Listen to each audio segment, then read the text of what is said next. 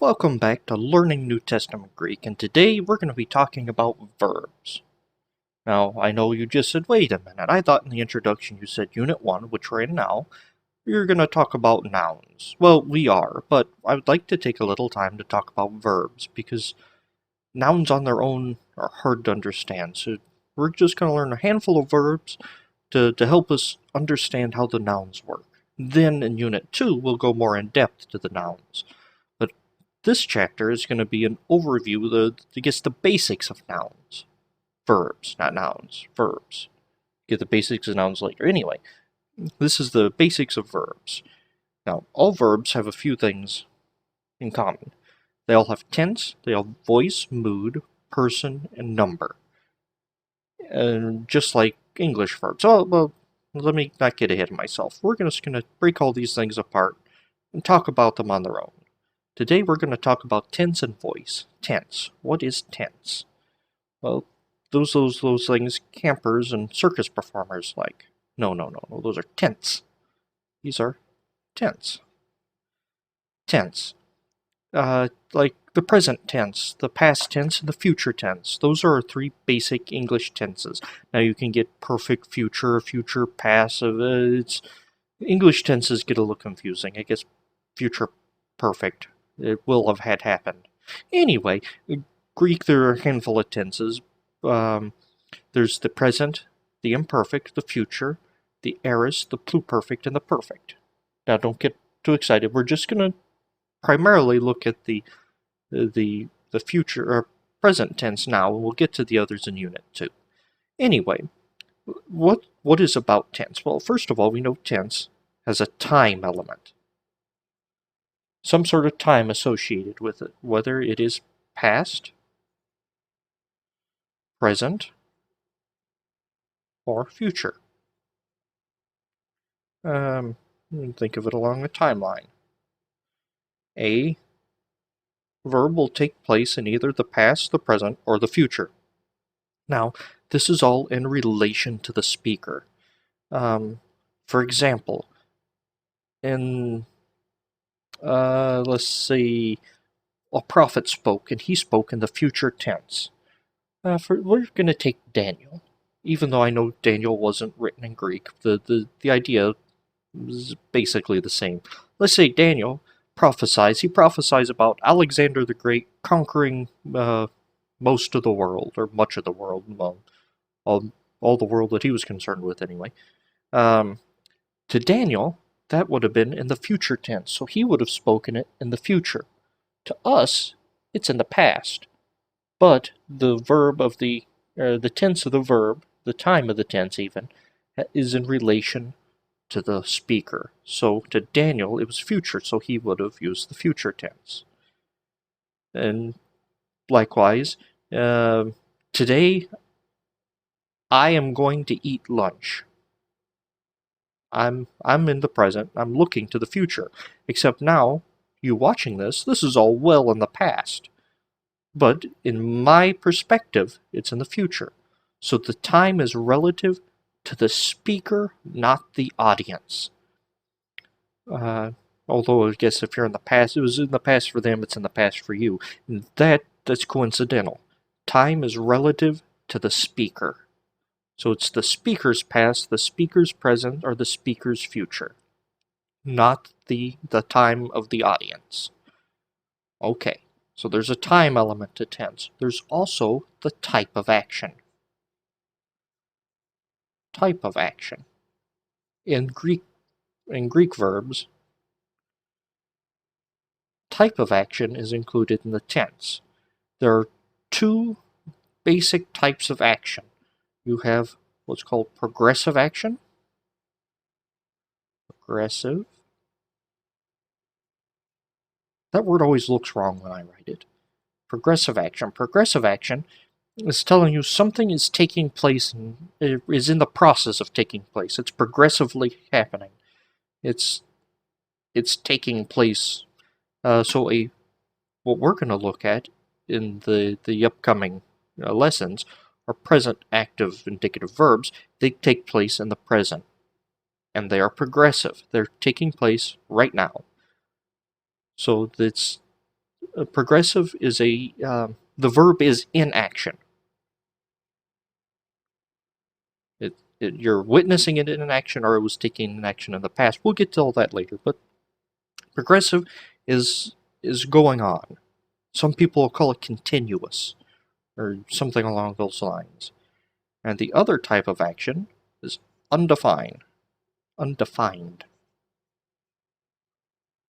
Undefined action. Undefined action takes the action of the verb and doesn't present it as it's going on in action, but it presents it as a whole, as a point in time, more or less. Some people will call it punctiliar. That's a word you'll probably hear. But it's a little limiting to the use of the undefined or the undefined type of action. So I don't typically care for the term punctiliar, except in certain cases. But anyway, undefined, that looks at the action as a point in time, whereas progressive looks at it as in action. For example, we say, you have a family eating dinner. Let's see, if I have some terrible artwork. Let's see, there's a chicken, and there's a person. He needs a chair. Chair needs more legs. A chair, it needs a person. There we go. A big person, little person are eating dinner. If a camera crew was to come in and film them with my horribly drawn camera, think of this as progressive. It's viewing the scene as taking place now in action. You're viewing it in action, even though it could be in the past. In fact, there are past progressive type tenses. So it's viewing it as it's taking place. But if you had a cameraman come in, let's see if I can draw a terrible camera. There we go. And take a picture of it, this would be undefined. Progressive.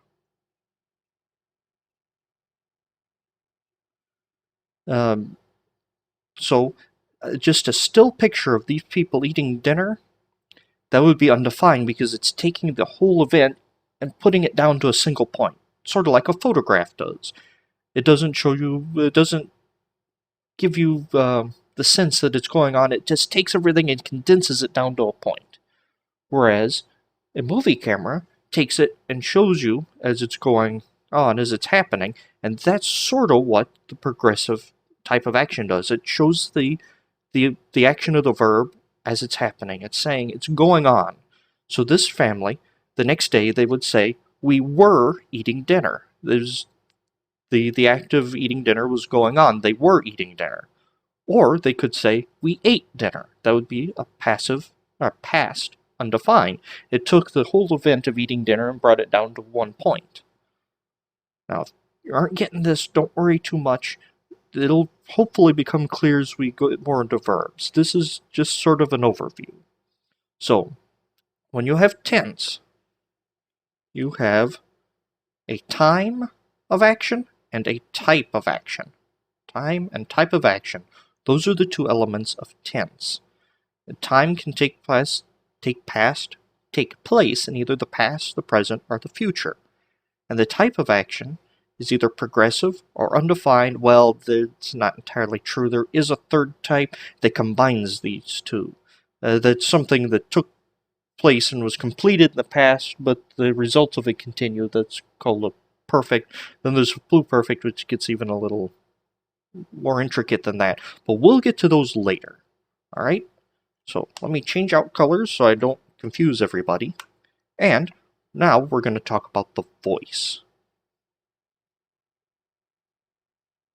If you don't get this, go ahead and watch this again or read the chapter in the book. I believe it's chapter 3.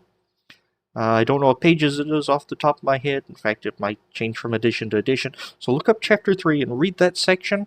Watch this again. If you're having a hard time understanding, if you still don't quite grasp it, that's all right, because we'll pick it up later. And once we move into Unit 2, we'll focus more on the verbs and we'll explain better and have better examples. So don't get real upset or real worried if you don't have this down real well. It'll come with time, so don't worry. Alright, voice. voice. There are three voices a verb can take. Active. An active verb, the subject is doing the action. This S here is subject, and that's action. So the subject is doing the action. There's also a passive. Passive, something is acting upon the subject. So the active does something, but something is done to the passive. Then you also have the middle voice. Middle voice. And that is the subject is doing something to or for itself. So it's sort of somewhere in the middle between the active and the passive. The subject is doing something to or for itself. Example, one of my teachers, I think he was a Hebrew teacher, loved to use the word eat for this example, so I'm going to as well. And eat, and the active, the English word eat, in a sort of an active sense, voice, the I eat, well, in this case, I'm going to say, I eat a sandwich, or I eat a mango, I eat something. However, in the passive, I was eaten. I was eaten by a lion. I was eaten by a bear. The bear acted upon the subject, so it's a passive verb. I was eaten.